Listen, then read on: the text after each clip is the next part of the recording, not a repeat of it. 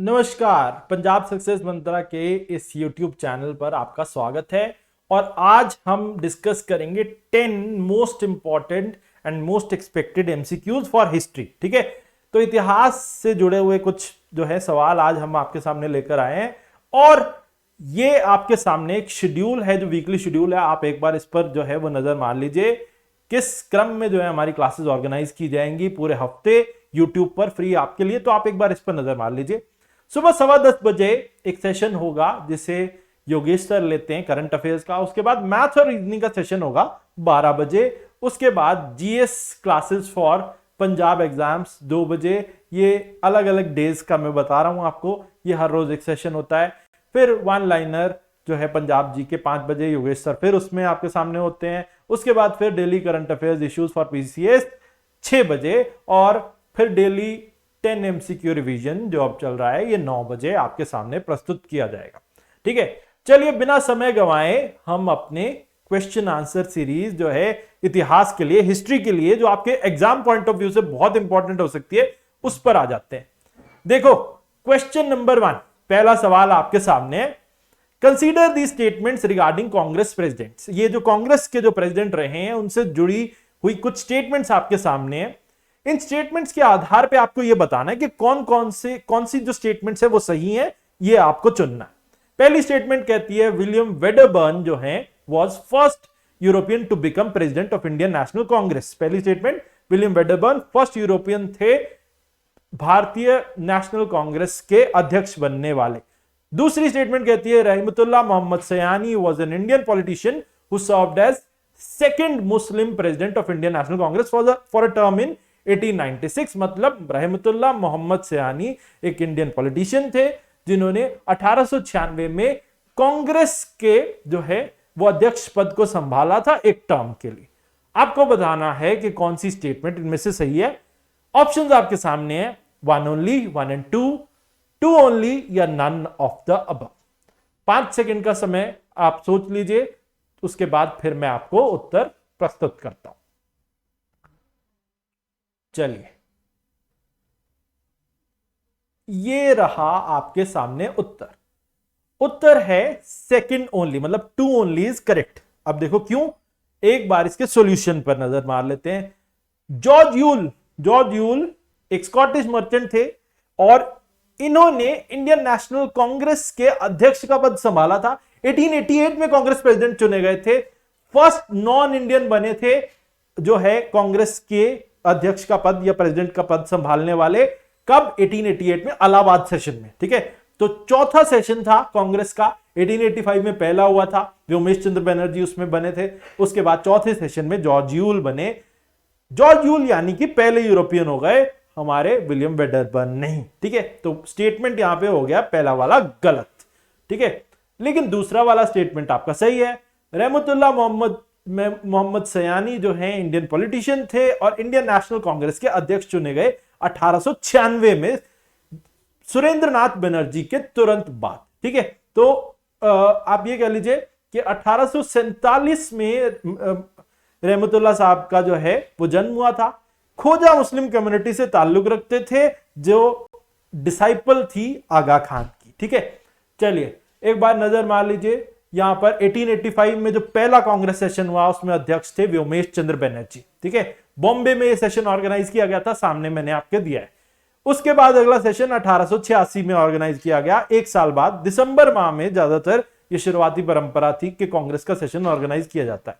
फिर दादा भाई नारोजी यहां पर कांग्रेस प्रेसिडेंट चुने गए और यह सेशन कलकत्ता में ऑर्गेनाइज किया गया था। 1887 में बदरुद्दीन तैयब जी पहले मुस्लिम कांग्रेस प्रेसिडेंट बने थे मद्रास सेशन में 1887 में।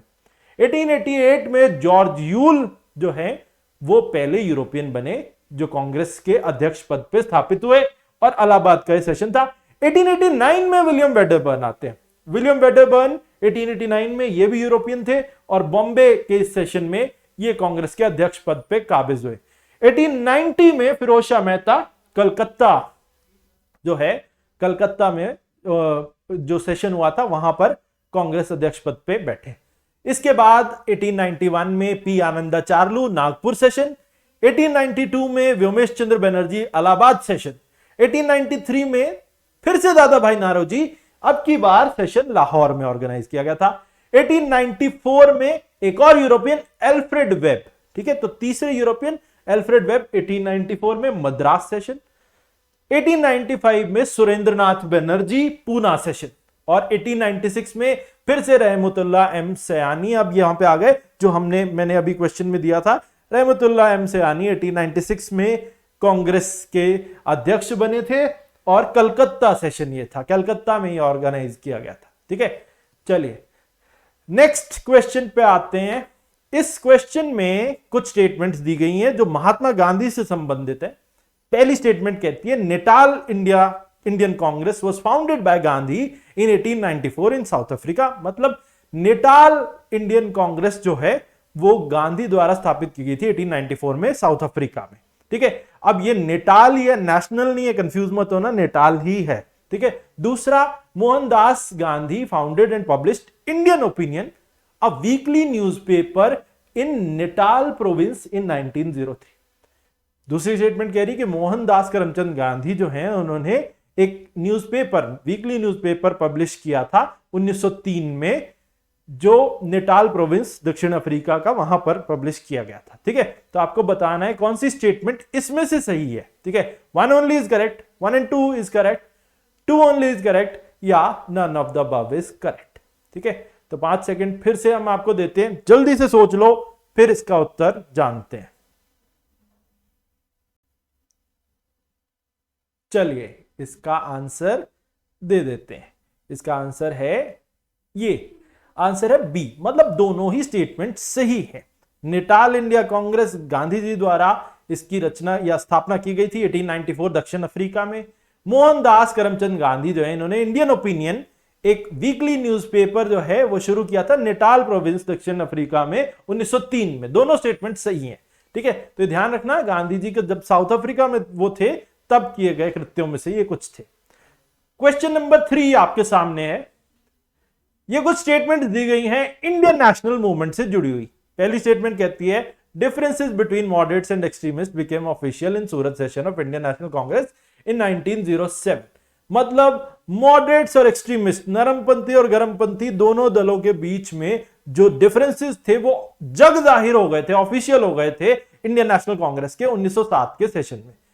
दूसरी स्टेटमेंट कहती है, रास बिहारी घोष जो है वो सूरत के सेशन में कांग्रेस के प्रेसिडेंट चुने गए थे। तीसरी स्टेटमेंट कहती है, लाला लाजपत राय जो है उन्होंने गणपति और शिवाजी फेस्टिवल जो है वो मनाने शुरू किए थे to spread the message of boycotting westernization in India. ठीक है, तो आपको इसी के हिसाब से करेक्ट स्टेटमेंट्स को पहचानना है। ऑप्शन दिया गया है 1 only is correct, 1 and 2 are correct, 2 and 3 are correct, या 1, 2 and 3 ऑल आर करेक्ट। ठीक है, तो आपको इसी के हिसाब से उत्तर करना। देख लीजिए, कुछ समय में आपको देता हूं, आप जो है इसको सोच सकते हैं। चलिए इसका उत्तर देख लेते हैं। उत्तर है बी, आंसर है बी, 1 and 2 ओनली आर करेक्ट। क्यों, देख लो, सॉल्यूशन पे आते हैं। 1907 का कांग्रेस सेशन, मशहूर Congress session, Surat split of Indian National Congress के नाम से जाना जाता है। यहां पे हुआ क्या था, हुआ कुछ ऐसे था कि इस सेशन को नागपुर में ऑर्गेनाइज किया जाना था। नागपुर जो है वो वहां पर ऑर्गेनाइज किया जाना था, लेकिन एक्सट्रीमिस्ट नेता बाल गंगाधर तिलक जो पहले से ही जो है वो चैलेंज कर चुके थे कि अब की बार बाल गंगाधर तिलक जो है वो चुनाव लड़ेंगे और यहां पर जीतेंगे भी। दूसरी तरफ मॉडरेट नेता फिरोज शाह मेहता नहीं चाहते थे बाल गंगाधर तिलक गद्दी पे बैठे या कांग्रेस प्रेसिडेंट बने। अब वो नहीं चाहते थे तो इसीलिए उन्होंने तिलक को दूर रखने के लिए एक साजिश रची। साजिश में यह किया गया था कि सूरत को नया वेन्यू बनाया गया था, नागपुर की जगह वेन्यू चेंज करके सूरत रख दिया गया था। उस समय कांग्रेस का एक नियम हुआ करता था, कांग्रेस का नियम कहता था कि अगर कोई व्यक्ति उसी सेम प्रेसिडेंसी का या उसी लोकल इलाके का रहने वाला है तो वो कांग्रेस प्रेसिडेंटशिप के चुनाव को नहीं लड़ पाएगा। इसी रूल के कारण बाल गंगाधर तिलक जो है इस चुनाव को ना लड़ सके और उनकी जगह पर लाला लाजपत राय को चुनाव लड़ना पड़ा एक्सट्रीमिस्ट की तरफ से। दूसरी तरफ से मॉडरेट्स ने अपना उम्मीदवार जो उतारा था वो थे रास बिहारी घोष। रास बिहारी घोष जो हैं वो लाला लाजपत राय के खिलाफ इलेक्शन लड़ते हैं। लाला लाजपत राय उत्तर भारत में तो बहुत चर्चित व्यक्ति थे, लेकिन दक्षिण भारत और मध्य भारत में पॉपुलैरिटी उनकी थोड़ी कम थी, और इसी वजह से रास बिहारी घोष ये इलेक्शन जीतते हैं और सूरत के सेशन में रास बिहारी घोष जो है कांग्रेस के प्रेसिडेंटशिप जो है पाकर उस पर आसीन होते हैं। उसके अलावा बाल गंगाधर तिलक थे, जिन्होंने गणपति और शिवाजी फेस्टिवल मनाने शुरू किए थे और वेस्टर्नाइजेशन का बॉयकॉट करना शुरू किया था। तो इसी हिसाब से पहली दो स्टेटमेंट्स आपकी सही हैं। तीसरी में लाला लाजपत राय जहां पे दिया है वो गलत है, वहां पर बाल गंगाधर तिलक आना चाहिए था। ठीक है, चलिए आगे चलते हैं। चौथा क्वेश्चन आपके सामने है, इन स्टेटमेंट्स पर जो प्रेस एक्ट्स और रेगुलेशंस जो हमारी आजादी से पहले की थी उनसे जुड़ी हुई है, इन पर आपको ध्यान केंद्रित करना है। पहली स्टेटमेंट कहती है, licensing regulation ordinance was brought out by acting governor general John Adams. Licensing regulation ordinance जो है उसे लेकर आए थे उस समय के acting governor general John Adams. दूसरी स्टेटमेंट कहती है, गवर्नर जनरल बेंटिक जो है उन्हें liberator of press in India कहा गया। तीसरी स्टेटमेंट कहती है, newspapers incitement to offences act जो है उसे 1908 में पास किया गया था। आपके सामने जो है ऑप्शन है 1 only is correct, 2 and 3 are correct, 1 and 3 only correct, या फिर तीनों ही करेक्ट है। कुछ समय देता हूं मैं आपको, सोच लीजिए, ज्यादा लंबा समय नहीं हम दे सकते, आप इसको पॉज कर सकते हो अगर चाहो तो, क्योंकि वीडियो रिकॉर्डेड है। ठीक है, तो चलो अब इसके सॉल्यूशन पे आते हैं। सी इज करेक्ट, मतलब 1 एंड 3 आर करेक्ट। पहला स्टेटमेंट लाइसेंसिंग रेगुलेशन से जुड़ा हुआ है। देखो पहला जो न्यूज़पेपर भारत में पब्लिश किया गया वो 1780 में किया गया था, जिसका नाम था बंगाल गजेट या कैलकाटा जनरल एडवर्टाइजर। इसके कुछ साल के बाद 1799 में एक समस्या खड़ी हुई थी कि फ्रेंच के भारत पर इन्वेजन का खतरा था। उस समय पर लॉर्ड वेलेस्ली ने सोचा कि अगर हमने अनरिस्ट्रिक्टेड छोड़ दिया प्रेस को तो भारत में प्रेस का गलत इस्तेमाल किया जाएगा ब्रिटिश ईस्ट इंडिया कंपनी के खिलाफ, और वो नहीं चाहते थे ऐसा, और इसीलिए उन्होंने सेंसरशिप ऑफ प्रेस एक्ट 1799 को लेकर आए।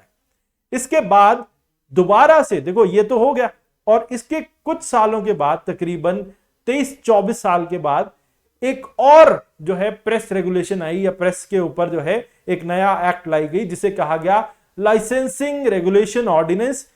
इसको जो है वो जारी किया गया था गवर्नर जनरल जॉन एडम्स के द्वारा, 1823 में ये किया गया था। तो ये वाली स्टेटमेंट जो है ये ठीक है, पहली स्टेटमेंट ठीक है, जॉन एडम्स ने शुरू किया था, लाइसेंसिंग रेगुलेशन ऑर्डिनेंस बिल्कुल सही है। दूसरा, गवर्नर जनरल बेंटिक जो है उन्हें liberator of press in India कहा जाता है, दूसरी स्टेटमेंट कहती है ये गलत है। क्यों गलत है? क्योंकि गवर्नर जनरल लॉर्ड बेंटिक, उनका पहला टर्म कंप्लीट हुआ था 1828 से 1833 में खत्म हुआ था। 1833 में चार्टर एक्ट 1833 लाई गई थी। इस एक्ट के तहत governor general of British possessions in India का पद जो है वो खत्म कर दिया गया और गवर्नर जनरल ऑफ इंडिया का पद बनाया गया, और लॉर्ड बेंटिक का टर्म एक बार रिन्यू कर दिया गया और वो 1833 से 1838 तक कर दिया गया। लेकिन 1835 में ही लॉर्ड बेंटिक बीमार पड़ गए, वो वापस चले गए। उनकी जगह भारत में काम करने आए चार्ल्स मेटकैल्फे। चार्ल्स मेटकैल्फे जब भारत में आए तो हुआ क्या था, वैसे तो ये जो सारे जो प्रयास थे सोशल रिफॉर्म्स लाने के वो लॉर्ड बेंटिक के थे, उन्होंने जो है वो प्रयास किए थे। लेकिन फाइनली भारत में आकर प्रेस को लिबरेट करने का श्रेय मिला किसको? चार्ल्स मेटकैल्फे को। ठीक है, तो यहां पर चार्ल्स मेटकैल्फे होता liberator of press in India तो सही होता। तीसरी statement newspapers incitement to offences act है। यहां पर ये newspaper incitement to offences act ये 1908 में पास की गई थी, जिसमें मैं आपको एक बार बता देता हूं, जिसका मकसद था कि मजिस्ट्रेट को पावर देना कि वो प्रेस की प्रॉपर्टी को जब्त कर ले in case of objectionable material अगर पब्लिश किया जाता है जो वायलेंस जो है को भड़का सकता है। ये हुआ क्यों था? 1905 में बंगाल का विभाजन किया गया था और 1906 में जो है भारत में नेशनलिस्ट मूवमेंट ने जोर पकड़ लिया था, और इसी वजह से बहुत सारे न्यूज़पेपर्स और जर्नल्स का सहारा लिया जा रहा था ब्रिटिश सरकार के खिलाफ जो है वो अपनी बातों को रखने के लिए। इसीलिए सरकार नहीं चाहती थी और 1908 में पास की गई newspapers incitement to offences act. तो तीसरा पॉइंट बिल्कुल सही है, पहला भी सही है, बस दूसरा पॉइंट गलत है। दैट्स व्हाई इसमें ऑप्शन है सी, 1 and 3 ओनली। चलिए आगे, consider the following newspapers and their editor oblique proprietors. यहां पे आपके सामने 3 न्यूज़पेपर्स के नाम दिए हैं, दूसरी तरफ जो है उनके एडिटर या प्रोप्राइटर के नाम दिए हैं।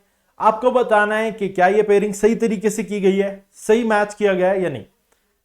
पहला है इंडियन मिरर, सामने देवेंद्रनाथ टैगोर, उसके बाद द हिंदू, सामने दिया गया सुरेंद्रनाथ बनर्जी।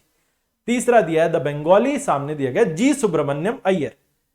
ए जो ऑप्शन है वो कहता है 1 only is correct, B option कहता है 1 and 2 ओनली करेक्ट या 1 and 2 करेक्ट, तीसरा 2 and 3 ओनली इज करेक्ट, चौथा 1, 2 and 3 ऑल आर करेक्ट। ठीक है, चलो तो इसके उत्तर पर आ जाते हैं जल्दी से। ये देखिए, ये रहा उत्तर, उत्तर है ए, 1 इज करेक्ट ओनली। ठीक है, इसका मतलब क्या है कि ये देख लो एक बार सॉल्यूशन। इंडियन मिरर जो है वो न्यूज़पेपर पब्लिश किया गया था देवेंद्रनाथ टैगोर के द्वारा। हिंदू और स्वदेश मित्रम, इसको जो है वो पब्लिश किया था जी सुब्रमण्यम अय्यर ने, और the Bengali was published by Surendranath Banerjee. तो यहां पर देखो एक बार पीछे, यहां पर अगर देखोगे तो ध्यान से सेकंड और थर्ड ऑप्शन को इंटरचेंज कर दिया गया, मतलब हिंदू जी सुब्रमण्यम अय्यर, बंगाली सुरेंद्रनाथ बनर्जी। इसी वजह से 2 and 3 रॉन्ग हो गए, 1 ओनली इज करेक्ट। चलिए अगला, in context of medieval period in Indian history, मध्यकालीन भारत के संदर्भ में ये स्टेटमेंट्स जो हैं इन पर ध्यान दीजिए। पहला ऑप्शन, अलवर्स कौन होते थे, जो शिवा की तरफ जो है वो डिवोटेड हुआ करते थे। दूसरा नयनार्स, नयनार्स कौन थे, जो कृष्णा की तरफ डिवोटेड थे। तीसरा विद्यापति एक भक्ति सेंट थे, जो जिनकी पोएट्री जो है वो शिवा को डेडिकेटेड थी। आपको इनकरेक्ट स्टेटमेंट बतानी है, ध्यान रखो इसमें दिया क्या है, यहां पर दिया इनकरेक्ट स्टेटमेंट। यहां पर करेक्ट स्टेटमेंट नहीं बतानी, इनकरेक्ट बतानी है। 1 only is incorrect, 1 and 2 only are incorrect, 2 and 3 only are incorrect, या तीनों ही इनकरेक्ट हैं। चलिए उत्तर सोच लिया हो तो हम आते हैं सॉल्यूशन पर। ठीक है, पॉज कर सकते हो बीच में आप। ठीक है, चलो सॉल्यूशन ये है 1 and 2 बोथ आर इनकरेक्ट। ठीक है, अब क्यों, ये रहा सॉल्यूशन। अलवर्स जो हैं ये भक्ति मूवमेंट से जुड़े हुए सेंट, और ये विष्णु भक्ति से जुड़े हुए थे।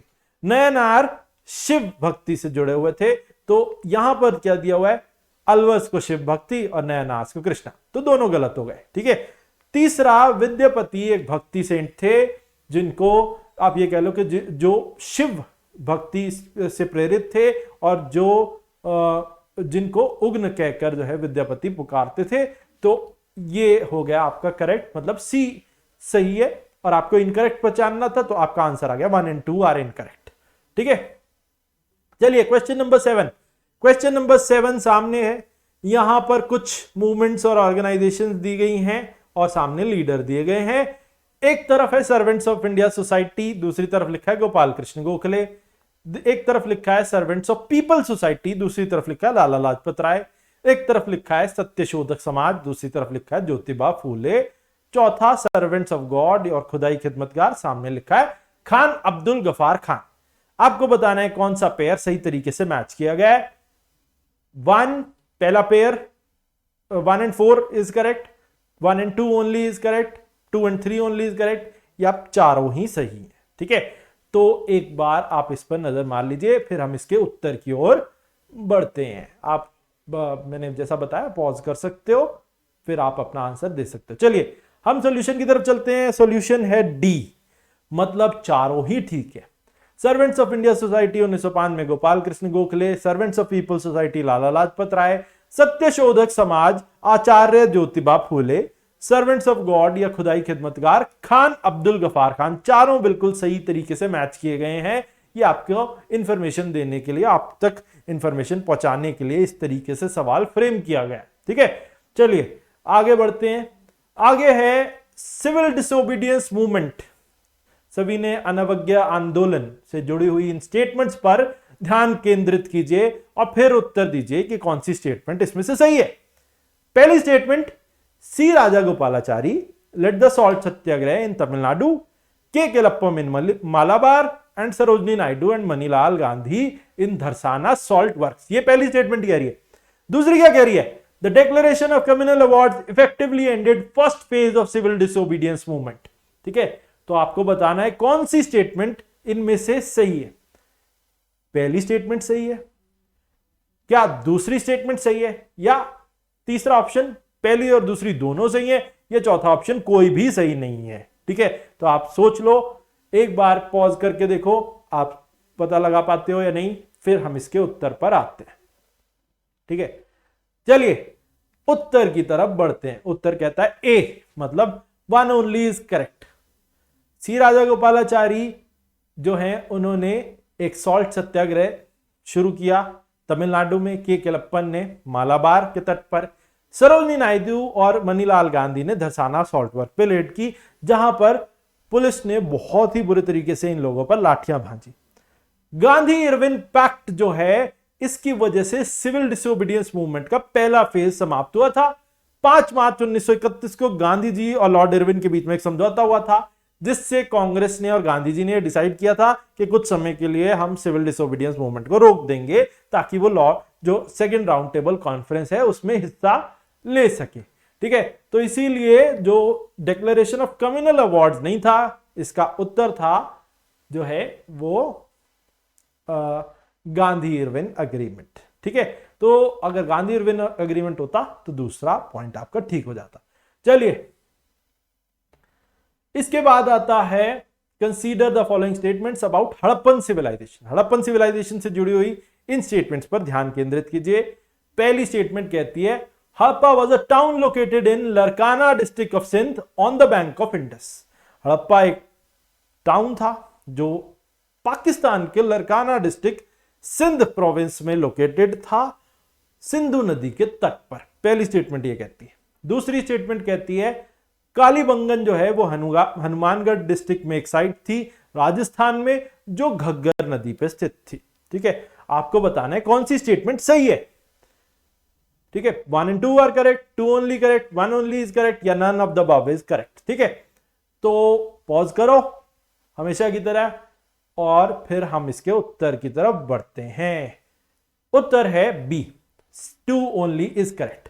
2 ओनली करेक्ट क्यों है, एक बार देख लो। कालीबंगन जैसा दिया है, हनुमानगढ़ डिस्ट्रिक्ट राजस्थान में घग्गर नदी के तट पे सिचुएटेड है। 1953 में अमलानंद घोष ने इस साइट को खोज निकाला था।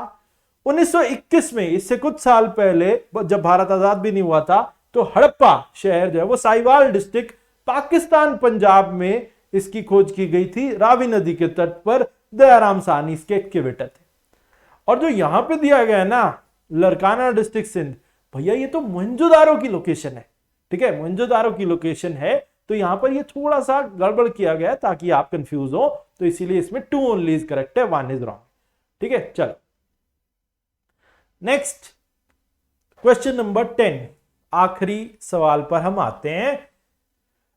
Which of the following statement is are correct about Vedic period in Indian history? वैदिक पीरियड के संदर्भ में ये जो स्टेटमेंट्स दी गई हैं इन पर ध्यान दीजिए। पहली स्टेटमेंट कहती है, Aryans were generally pastoral and cattle rearing people.